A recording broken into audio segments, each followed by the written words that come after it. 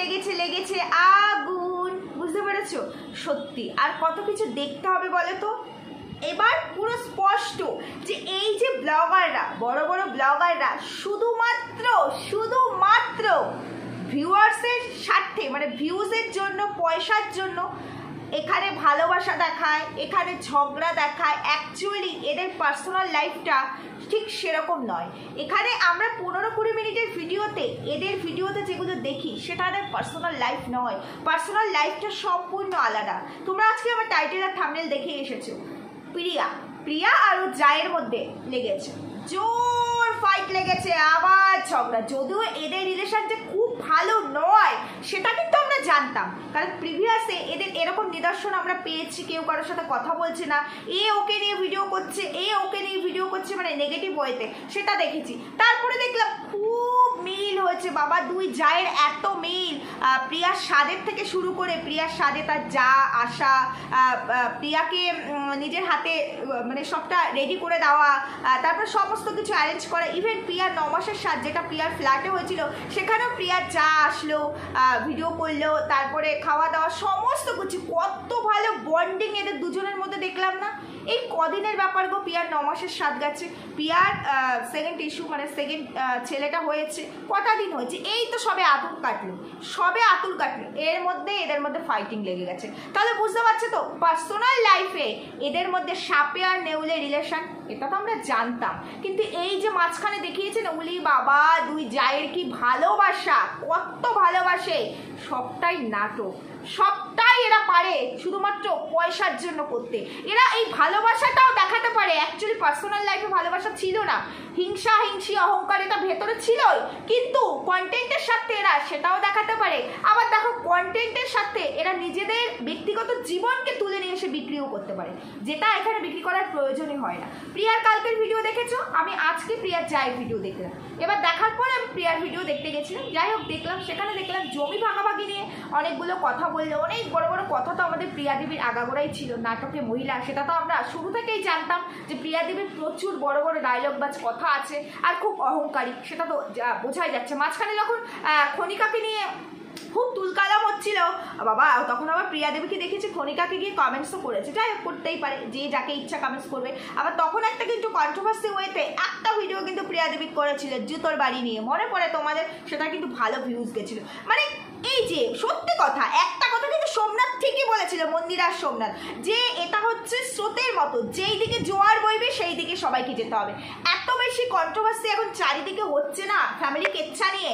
প্রিয়া ভাবছে আমি তো অনেক কিছুই বেঁচে ফেলেছি, বরকেও বেঁচেছি, শ্বশুর শাশুড়িকেও একই জায়গায় বেঁচেছি, যা ভাসুরকেও বেঁচেছি, এখন নতুন করে আমাকেও আবার একটু উঠতে হবে, একটু অন্যরকম ওয়ে ধরে। যেমন খনিকা একটা সাইড বেছে নিয়েছে কি বেচবে, সেরকম প্রিয়াও ধীরে ধীরে সেই দিকে আগাচ্ছে। ভাই আমি আরও কামাতে চাই, ভাই আমার আরও দরকার। তা না হলে ব্যক্তিগত জীবনে তাদের যাই ঘটুক না কেন, প্রত্যেকের ব্যক্তিগত জীবন আছে। এই যে আমি ভিডিও করছি, আমারও আছে, তাই বলে আমি আমার ব্যক্তিগত জীবনটাকে এখানে তুলে ধরবো? আমার কাজ সোশ্যাল মিডিয়ায়, আমি একজন মানে দৈনন্দিন লাইফস্টাইল তুলে ধরি, আমি ডেইলি ব্লগার, দৈনন্দিন লাইফস্টাইল তুলে ধরি, মানে আমার পার্সোনাল কোনো লাইফ থাকতে নেই, আমার ব্যক্তিগত জীবন থাকতে নেই, সেটাও তুলে ধরবো। তাহলে সবটাই তুলে ধরা দরকার, সবটাকে তুলে ধরে। প্রিয়ার কি নিজের মায়ের সাথে কখনো কথা কাটাকাটি হয় না, সেটাও কি তুলে ধরে? কখনো হাজব্যান্ডের সাথে, অবশ্য হাজব্যান্ডকে তো অলরেডি বিক্রি করে ফেলেছে, তো এর বাইরে আরও কি কোনো কিছু ঘটে না, সেগুলো কি তুলে ধরে না? সেগুলো কিন্তু তুলে ধরে না, তাই না? এই যে যখন প্রিয়ার সেকেন্ড ইস্যুটা হবে, যখন ও নার্সিংহোমে ছিল আর কি, তখন প্রিয়ার যা আসলো, জামা প্যান্ট নিয়ে আসলো, ভিডিও করতে করতে ঢুকলো, হ্যান্ড ওয়াশ করে বাচ্চাটাকে কোলে নিল, কত সুন্দর একটা বন্ডিং, কত সুন্দর ফ্যামিলি বন্ডিং, কত ভালো লেগেছিল। হঠাৎ প্রিয়া কালকে আবার সেই সবটা বিক্রি করতে বসলো। আমি একসময় খুব কষ্ট করেছি, বাচ্চাকে সারালাক্সটাও পর্যন্ত খাওয়াতে পারতাম না, কারণ তার হাজবেন্ড তখন রাজমিস্ত্রির কাজ করতো, খুব কষ্ট হতো, আমি একা সংসারে সব কাজ করতাম, আমাকে দিয়ে সব কাজ করাতো। ছেলে নিউমোনিয়ার প্রবলেম ছিল, তাই জন্য ডক্টর হাগিস পরিয়ে রাখতে বলেছিল, আমি প্যাম্পার্সটাও পরিয়ে রাখলে সেটা নিয়েও কথা হতো, কথা শোনাতো, মানে শাশুড়ি, শ্বশুর, যা ভাসুর, সবটা, মানে সবাইকে মিলে। অবশ্য তার ঝাক্কাস উত্তর দিয়েছে প্রিয়ার যা, ঝাক্কাস উত্তর। মানে এটাকেই বলে শিক্ষিত আর অশিক্ষিত, দুজনের মধ্যে ডিফারেন্স। প্রিয়া যেভাবে ভিডিও করেছে আর প্রিয়া যাও সুন্দর করে, কারণ তার মধ্যে তো শিক্ষাগত একটা যোগ্যতা আছে, তাই না? তার মধ্যে তো সেই জিনিসটা আছে, শিক্ষা লেভেলটা আছে, তাই সে উত্তরটা দিয়েছে দারুণ করে, দারুণ করে জুতোর বাড়ি মেরেছে। প্রিয়া তো প্রিয়াই, সে তো ডে ওয়ান থেকে যেমন তেমনই। আজকে সবে আতুরটা উঠলো, বাচ্চাটা ছোট, কার কখন কাকে প্রয়োজন হয় কেউ বলতে পারে না। ফ্ল্যাটে থাকে, দুটো বাচ্চা নিয়ে থাকতে হবে, আজকে মা আছে কালকে মা নাই থাকতে পারে। তারপরে যদি অন্য কারো প্রয়োজন নাও হয়, আমার ফ্যামিলির মধ্যে যেটা প্রিভিয়াসে হয়ে গেছে, এখন যখন এত সুন্দর একটা বন্ডিং আমার ভিউয়ার্সরা দেখে নিয়েছে, সুতরাং তারাও ভাববে যে না আমরা সবাই ভালো, আমাদের ফ্যামিলি বন্ডিংটা ভালো, তাহলে এই ধরনের জিনিসগুলো আননেসেসারি নিয়ে আসার কী প্রয়োজন? ও যা কিন্তু আগে থেকে এগুলো কিছু আনেনি, আননেসেসারি এগুলো নিয়ে আসার কী প্রয়োজন? না, বেচতে তো হবে, কারণ ভিউজ চাই। ওই সম্পত্তি ভাগাভাগি, জমি ভাগাভাগি একটা জায়গায় লিখে দিলে ভিউজটা দারুণ উঠে যাবে। আবার এত বড় বড় কথা প্রিয়ার, যে একটা সময় খুব কষ্ট করেছি, একটা সময় তুমি একা নয় বাপু, পৃথিবী শুদ্ধ সবাই কষ্ট করে বলে হয়তো একটা সময় গিয়ে সে ভালো একটা লাইফ দেখতে পায়। কষ্ট না করে এমনি কজন সোনার চামচ মুখে নিয়ে জন্মায় যে রেডি করা সব হাতের সামনে পাবো, সেটা হতে গেলে মুকেশ আম্বানির পরিবারে জন্মাতে হবে, তার পরবর্তী জেনারেশন 7-8 জেনারেশন বসে বসে খেতে পারবে, ততটাই রেখে যাচ্ছে। কজন সেটা পারে? তখন কষ্ট করেছো বলে এখন তার ফল পাচ্ছ, সেটাও বলতে হয়। তোমার শ্বশুর বাড়িতে তোমাকে কষ্ট করতে হয়েছে ছেলের জন্য, এই করতে পারি, সেটা সবার, প্রত্যেকের লাইফে, আমাদের লাইফেও আছে। শ্বশুর বাড়ি সুখকর হয় না, তোমার জন্য যেমন সুখকর হয়নি, তোমার জায়ের জন্য তো কি সুখকর ছিল খুব একটা? ভেবে দেখো, তোমার আগে তো তোমার যা এসছে।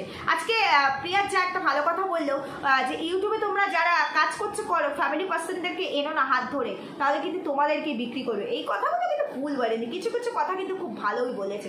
সত্যি, মানুষ যে থালায় খায় সেই থালাটাই ফুটো করে।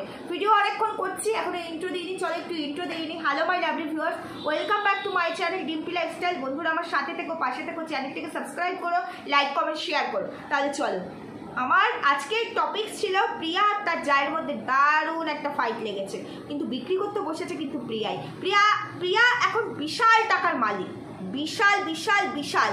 অথচ মাঝে মাঝেই বলতে শোনা যায় এটা করার তো এখন সম্ভব নয়, এত টাকা নেই, এটা করা তো এখন সম্ভব নয়, কাজের লোক নেওয়া সম্ভব নয়, খাট কেনা সম্ভব নয়, এই করা সম্ভব নয়, টাকা নেই। অথচ দেখো কথাবার্তার মধ্যে কি অধ্যত্ত, কি অহংকারের একটা ছাপ রেখে গেছে, যে সেই সময় আমি পারতাম না আমার বাচ্চাকে একটা সারেলাক্স খাওয়াতে, এখন সময়টা অন্যরকম, এখন আমার অভাব নেই, এখন আমি অনেক পারি। আজকে ওই সময়টা কষ্ট করেছো বলে কষ্টটা, তোমার জার্নিটা মনে আছে, আজকে তুমি সেই কষ্টটা ধরেই কিন্তু এই ভালো লাইফটা পেয়েছো। কষ্ট যদি তোমার লাইফে না থাকতো, তুমি এই লাইফটা অ্যাচিভ করতে পারতে না। তোমার আরও হোক, আমরা হলে কি বলবো, একটা সময় অনেক কষ্ট করেছি, পারিনি, আজকে চেষ্টা করছি ভালো রাখার, ভবিষ্যতে যেন আরও ভালো রাখতে পারি। ছেলে মেয়েদের জন্যই তো কষ্ট করি, তখন পারিনি, এখন আমার কোনো কিছুর অভাব নেই, এখন আমি অনেক পারি। এটা তো অহংকারের কথা হয়ে যায়। এটা সোশ্যাল মিডিয়া বস, আজকে আছি কালকে নাও থাকতে পারি, ভিউজ তো দেখতেই পাচ্ছ।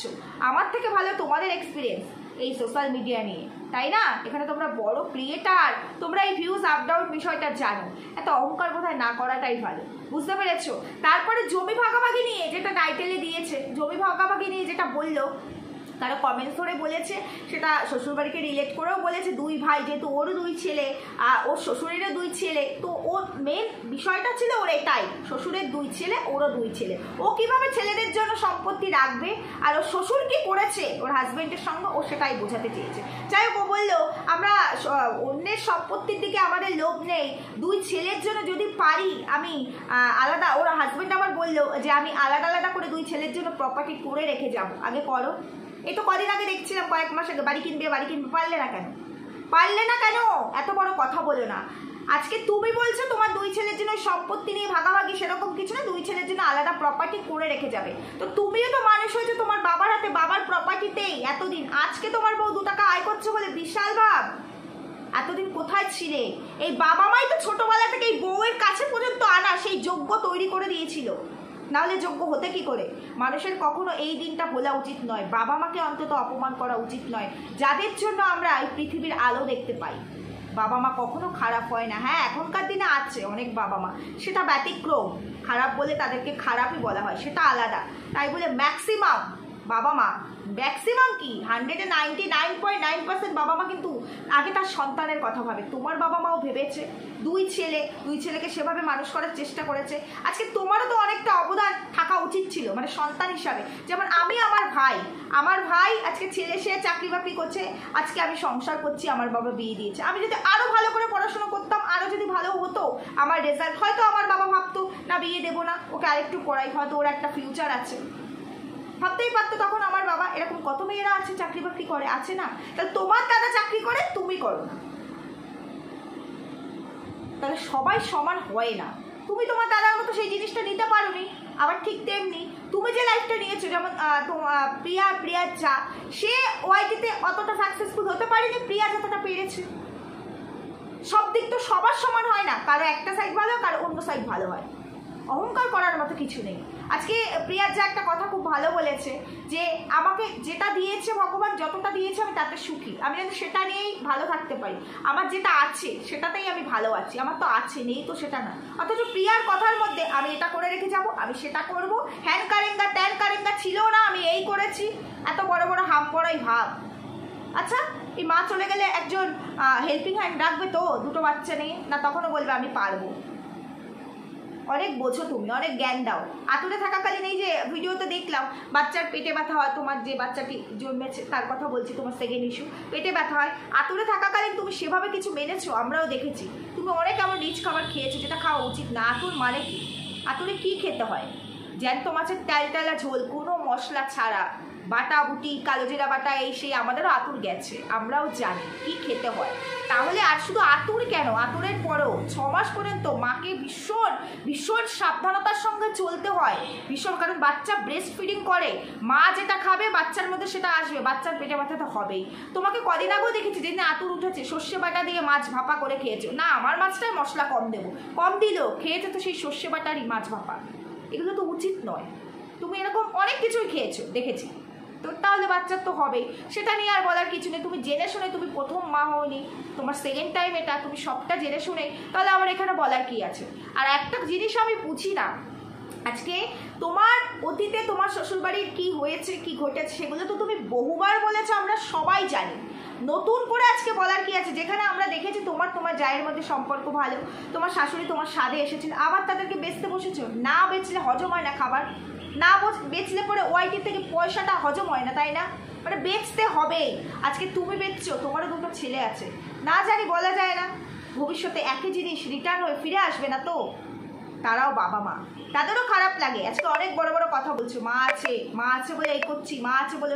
মা তো মাই হবে, শুধু তোমার মা কেন, পৃথিবীর সমস্ত মেয়েদের মায়েরা, মা যেটা করবে শাশুড়ি সেটা করবে। আমাদেরও শাশুড়ি আছে, আমাদেরও মা আছে, প্রত্যেকটা মেয়ের। এই যে যারা কনসিভ করে, পুরো কনসিভ পিরিয়ডটাই দেখবো অনেক মেয়ে বাপের বাড়িতে, পুরো আতুর কেন 6 মাস পর্যন্ত কাটিয়ে আসে। আমি কনসিভ পিরিয়ডটা বাপের বাড়িতে কাটাতে পারিনি, শ্বশুর বাড়িতেও কাটাইনি, আমি ভাড়া বাড়িতে একা থেকেছি। আমার যেদিন ডেলিভারি হয় আমি সেদিন পর্যন্ত সবটা করেছি। আমার 7 মাসে ডেলিভারি হয়, প্রি ম্যাচিউরড বেবি আমার 7 মাসে আমার ডেলিভারি হয়, 7-এর আগের দিন আমাকে অ্যাডমিট হতে হয়। তাহলে তো আমার ডেলিভারি হয়ে যাওয়ার পর পুরো 6 মাস আমি আমার বাপের বাড়ি কাটিয়েছি, আমার মা তুলেছে। ওই আমার শাশুড়ি তো নিয়ম রক্ষা করতে এসেছিল, আমার শ্বশুর শাশুড়ি 6 দিনের দিন, আতুর যেদিন ওঠে সেদিন তাদের যা নিয়ম সেটা নিয়ে এসে তারা নাতনির মুখ দেখলো, জামা কাপড় দিলে বাস হয়ে গেল। ইভেন 7টাও আমার হাজব্যান্ড করেছে, যেটা শ্বশুরবাড়ি থেকে দিতে হয়, আমার ভাড়া বাড়িতেই হয়েছে। শ্বশুরবাড়ি বিশাল বাড়ি থাকা সত্ত্বেও সেখানে হয়নি। আমার শ্বশুর শাশুড়ি যে শাড়িটা আমায় দিয়েছে সেটাও আমার হাজব্যান্ড কিনে দিয়েছিল। তাই বলে তাদের বেচতে বসবো? তারা বাবা মা, আজকে তারা সন্তানকে এই জায়গায় তৈরি করেছে, তাই সন্তান দায়িত্ব নিতে পারছে। আজকে যদি আমার শ্বশুর শাশুড়ি আমার স্বামীকে তৈরি না করতো, আমার স্বামী এই দায়িত্ব থাকতো, এই ক্ষমতাটুকু থাকতো, তাহলে আজকে যখন সন্তান উপযুক্ত, তাদেরকে কেন করতে হবে হাত ধরে? উপযুক্ত তো করেই দিচ্ছে। আমি আমার মেয়েকে মানুষ করছি, আজকে আমার মেয়ে যদি উপযুক্ত হয়ে যায়, আমি তখনও কি আমার মেয়ের সব দায়িত্ব নেব না তাকে ছেড়ে দেবো? তোকে উপযুক্ত কেন করলে? বাবা তুই তোর নিজের দায়িত্বটা নে। কোনটা? তো এটা নিয়ে বিক্রি করার তো কিছু নেই, এটা প্রত্যেকটা মেয়ের লাইফে হয়। আর মা যেটা করবে শাশুড়ি সেটা কখনো করবে না। মায়ের নারীর টান, মা নারীর টানটা বোঝে। শাশুড়ির যতই সে মা হোক, অন্য কারো মা হোক, সে তোমার মা নয়, তোমার নারীর টান বুঝবে না। আমি আমার সন্তানটা যেরকম বুঝবো, অনেক শাশুড়ি আছে খুব রেয়ার, অন্যের সন্তানটা অতটাও বুঝবো না নিজের সন্তানের মতো, এটা হয় না। আর সেখানে ছেলের মা, আনএক্সপেক্টেড। তাহলে এটা বিক্রি করার কিছু নেই, এটা যুগ যুগ ধরে চলে আসছে। আজকে ডেটে দাঁড়িয়ে তুমি যেটা করলে, যে ভিডিও দিলে, আমি কালকে তোমার ভিডিও দেখিনি, আজকে তোমার চায়ের ভিডিও দেখার পর তোমার ভিডিওটা দেখেছি, সেটা দেখার পর একটা কথাই মুখ থেকে বেরোবে, ছি ছি ছি। যাই হোক, আর কিছু বলার নেই, চলবে। এই যে তোমার যা উত্তর দিয়েছে এরপর তোমারও উত্তর আসবে, জানি তুমি থামবে না। তোমার যা বলেছে এটাই আমার ফার্স্ট অ্যান্ড লাস্ট উত্তর, এরপরে আমি আর উত্তর দেবো না। কারণ ও একা তো কষ্ট করেছে শ্বশুরবাড়িতে, আমিও করেছি, আমি ওর জন্য কম করিনি। আমি যা করেছি, নিজের ছেলেকে রেখেছি, ওর ছেলেকে রেখেছি, বুকে আগলে রেখেছি, ওর ছেলের জন্য রান্না বান্না করেছি, ওকে ভালোবেসেছি, সবই করেছি। সত্যিই তাই, খারাপ লাগে, খারাপ লাগে। যদি তোমাদের মধ্যে কোনো খারাপ কিছু ঘটেও থাকে, সেটা যখন দেখিয়েছো ভালো একটা জায়গায় এসে, একটা অনুষ্ঠানের মাধ্যমেই হোক, তারপরে এই তিক্ততা আবার তুলে আনলে কেন নতুন করে? এটা চরিত্র, চরিত্র কি বদলায়? মানুষ তো নিজের ক্যারেক্টার এত সহজে বদলাতে পারে না। তোমার অবস্থা হচ্ছে তাই, দেখতে হবে ক্যাটাগরিটা।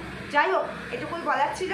ভালো থেকো প্রিয়া, সুস্থ থেকো, যত পারো বেচো, তুমি বেচলে আমরাই কন্টেন্ট পাবো, আর কিছু বলার নেই। তবে যেটা খারাপ সেটা নিয়ে কথা বলবো, যেটা ভালো সেটা নিয়েও কথা বলবো।